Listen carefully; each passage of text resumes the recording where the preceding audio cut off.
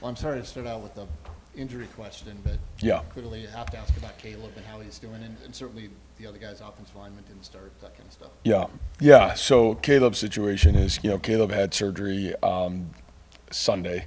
Will be out for a while. I do think he's got the ability to get him back at some point this football season, which is honestly the best news that we could have heard on Saturday is what we got. And so, lower leg injury. I do think he'll be back though here at some point later in the season, or have the opportunity to get himself back later in the season based on recovery. But obviously, that's a tough blow for Caleb just because he's done such a great job. But I think the great news is that, from what it could have been and what it was, I think there's a lot of positivity around it too. And obviously there's light at the end of the tunnel that, he can make it back this fall. Other than that, I think everything else we're kind of like a little bit week to week, day to day on some guys. Offensive line wise, that situation, I think the one positivity there is, maybe the possibility to get some guys back on that offensive line this week. Both guys that didn't play in the game Saturday practiced today. That doesn't mean that they're going to play, but I think they're at least trending in that direction. And then, really everywhere else, pretty good spot. We talked about Will McLaughlin last time. I think, Will's still a while out right now for him to get back on our football team and get back into playing. But, we do expect him back here sooner than later as well. And when you grade that linebackers group, that suddenly becomes far less experienced with Mm-hmm. Will, and we must experienced guy, and knowing what Caleb can do. How did you grade it against North Dakota, and then what positives did you see that you can build a good rotation there still with those guys out? Yeah, I would say there's still a lot of experience in that room. You got Jack Sadowski started every game last year. Cooper Ebel played a ton of football for us as a young freshman a year ago. Really from our standpoint, there's guys that have played a lot of football there that we need to continue to play. John Klosterman played really good in the football game, played a lot for us last year in a lot of different situations. So I still look at that group, and even from the game itself, I thought as the game went, that group settled in. We tried to be aggressive with that group early on and do some different things, but I think as the group went in, Zach Lovett played a pretty good football game as the game went on, and so I think they just settled in and played what their roles were. But again, youth, but I'm really optimistic about what that group's got the ability to be and certainly continue to become. But you never like to lose players. But again, that's a room that we thought was really talented from top to bottom. We thought had a really good fall camp, and the depth of that room will be tested a little bit early on. But I think we all have great confidence in that room. Rocco, having experience against Iowa's defense, how valuable is that as you have seen in the past with some of your quarterbacks who've played against them multiple times?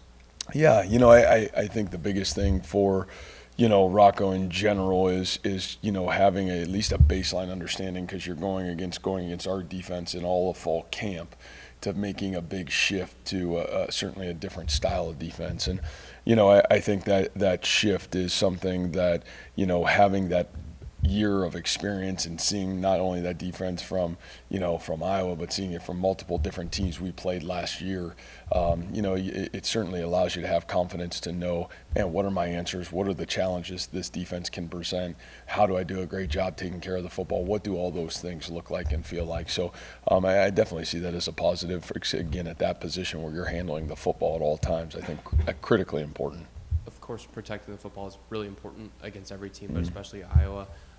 Aside from that, having so much experience coaching against Ferentz and Parker, what is the biggest key to finding success against their defense for your entire offensive unit? No, I think you said it first, right? It's protecting the football. I think what they do such an incredible job of is, they know who they are defensively. They have answers to, when it gets put in conflict, how to create an answer to, the conflict that gets created. And that comes with great experience and honestly great fundamental and detail. And I would say that's the most impressive thing of what they do defensively. And the thing that can get you caught and really make you pay the most is the ability to turn the ball over. And I think when you can do a great job at least taking care of the football, it has to start there. Scott. Hey, these games often serve as a barometer for both programs it's kind of the curtain raiser to the conference season. Other than the result, what are you looking for to get out of your team on Saturday to help take that next step as a team as you go through the season?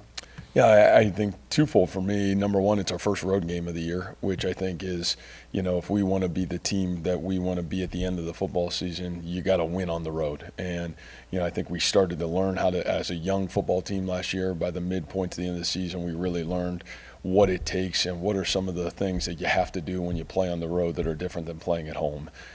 So, you're going into a hostile environment. Obviously, you're going into a game that has a lot of hype around it from the outside. And, the ability to block that out and the ability to understand that to win on the road, it's going to be about those precision and detail moments. It's going to be about, playing our style of football. And can you do that against a really good opponent? And I think that's the beauty of playing a big game like this early in the football season, because you hope you're continuing to play big football games as the season goes on. And, to be able to teach and learn and grow from that, I think it's huge. And like I said, I think so many of our young guys got that experience a little bit in this game a year ago to understand what that feels like, what this game can bring to the table, and how do you navigate it? What did we do really well last year? What didn't we do well? And then obviously, how do we move ourselves forward? My other question about this is, I know it's a tough week to think globally, Mhm. pretty narrow right now, but globally, this game matters a lot, not only to both programs, but to the conferences. We're in a new era for college football playoff. These games will help you, your conference, if you win, or vice versa. Did that ever generate any kind of discussion in the offseason among the coaches? And do you have any thoughts about that from just kind of a global perspective? Yeah, I probably would be a bad soundbite on that, just because I really don't.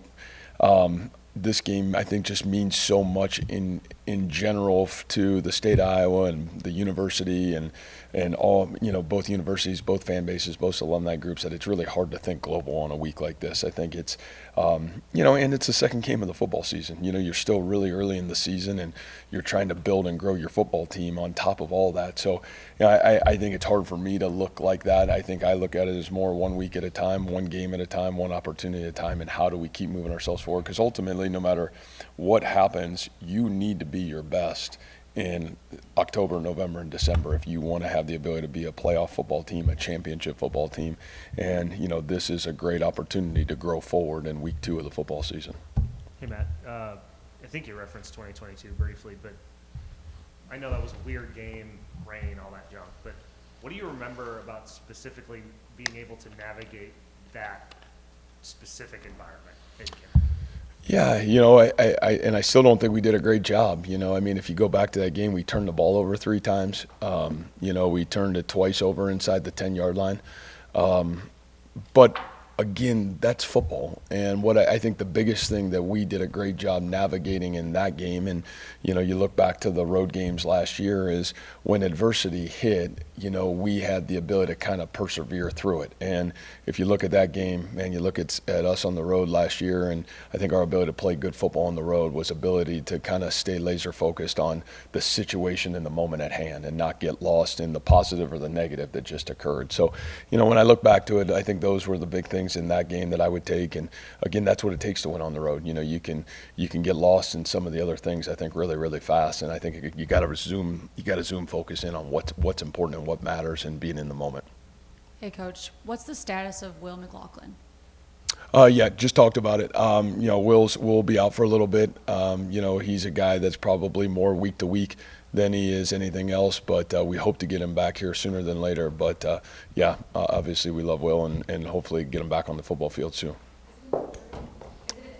Yep.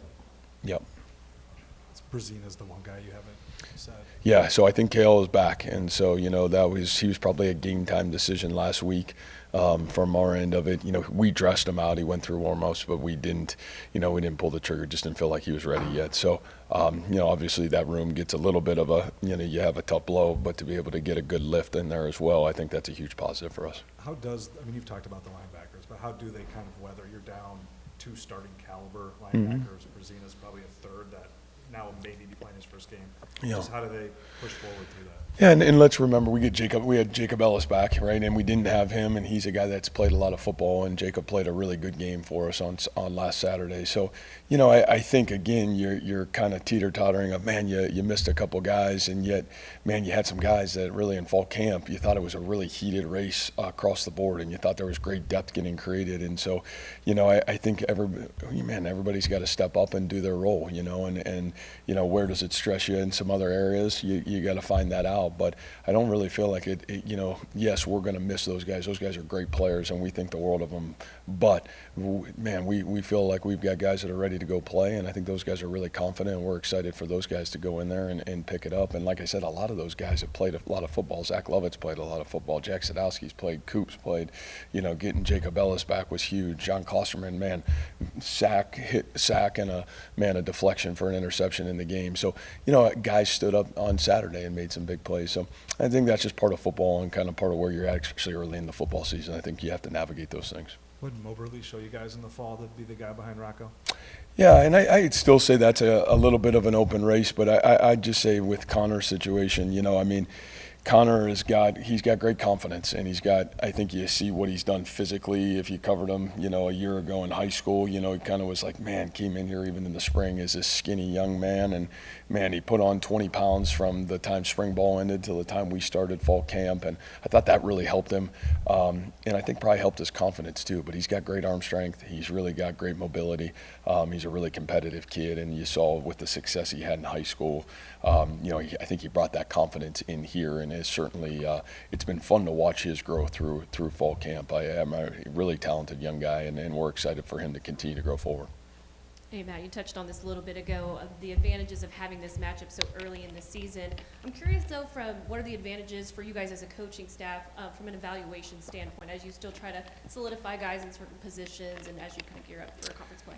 Yeah, you know, I don't know if it's an advantage or a disadvantage to have this game early in the season, but it's unique, right? And I think that's one of the things that, you know, when you look at that, what you just said is where the uniqueness comes from. You're still forming the identity for this year's team, and you know, I think one of the great tests of this game is you're forming it against a really good opponent, and you're that with a lot on the line, and obviously, man, a big game atmosphere that means a lot to a lot of people. So I think that's the thing that's unique in its own right, but I think it's also, boy, I think you learn a lot about yourself post this game. Who are you?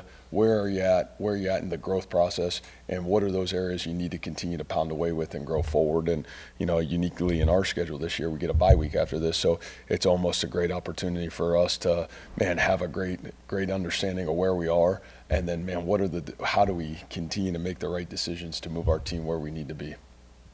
As you got into the tape from Saturday and the rushing game that North Dakota was able to sustain, what did you kind of take away from that, and what can maybe be cleaned up in a kind of a week-to-week thing where you're going into Iowa? Yeah, I just say, you know, I think we tried to do a lot early on. Coach Haycock would probably tell you the same thing, you know, and then the reality of, you know, we've got to be better. You know, we got to be more physical at the point of attack. You know, I thought that happened after, you know, the midpoint of the game, and I thought that we were able to clean some things up, especially at halftime, and made some really good adjustments. But I think the reality of it is those two things. Probably tried to do a little too much early, and needed to be more physical at the point of attack in the first half of the football game. Obviously, Coach, you now have a couple days of debrief this North Dakota game. What have you, I know this new offensive coordinator, Coach Mauser now, what have you seen to kind of take away from his offensive play calling from Saturday that could potentially help for not just Iowa, for the rest of the season? Well, I mean, I think the great thing about the game, honestly, is and we talk so much here about situational football. I mean, you got them all, right? I mean, you got 2-minute drill at the end of half on both sides of the ball. You got a 4-minute situation at the end of the game. You got red zone offense, coming out offense, third down. And, you know, you look at what we did offensively, and I thought there were a lot of really positive things. You know, I thought we were able to handle situational football really well. We weren't perfect. There's a lot of great teaching tape that we can take from Saturday and really have tried to dive in the last 2 days of, man, what can we learn about ourselves, and how do we grade ourselves, and how can we move ourselves forward? So I think we're really blessed because we got so many great situations that came out of that game on both sides of the ball that, I thought it was huge. But I thought Coach Mouse did a great job. I think that whole offensive staff, we had a great plan, and I thought there was really solid execution across the board. Earlier, you talked about how important this game is to both universities, people across the state. With everything changing in college football so much this season, how important is it for this game to remain part of the college football calendar every year?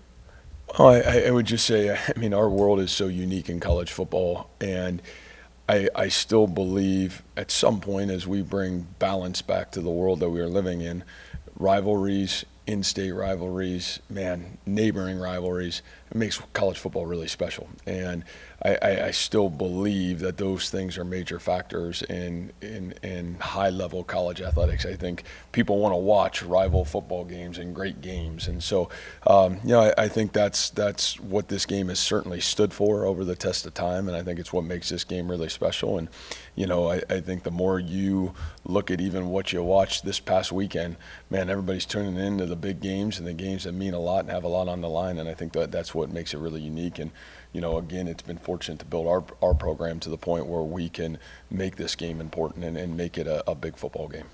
How unique is it that this is a big rivalry game between two schools in the same state, but they're not in the same conference? Like, does that add extra meaning to it for fans, for you as a coach and a program leader? I just think it's unique. Like I said, I think most rival games like this are played the last game of the season, and this is not that situation. You go on from this, and the reality, and it kind of goes back to Scott's question of the end of the season, you're still got to go and you got to win your conference, and that's really what matters at the end of the day. But I think having a game like this early, having a big game, preparing for those things, what you can learn about yourself and how you can take it and the momentum you can create for yourself, those are huge. Those are huge wins. And so I think you look at it as such a great opportunity to really build your team and continue to build yourself forward. So I think from all those things, that's what makes this game really unique and different.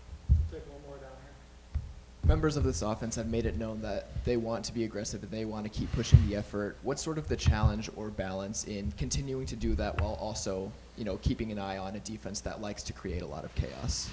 Boy, I think, that is a fine line, and it's a great balance. I think when you look at a game like this, and being aggressive is one thing, being intelligent is the most important thing. And, there's ways to be aggressive with intelligence along the way. And, in all honesty, both sides of the football, you're going to have to do a great job of that. That'll be a huge impact on this game, in my opinion. So I think that's a great question.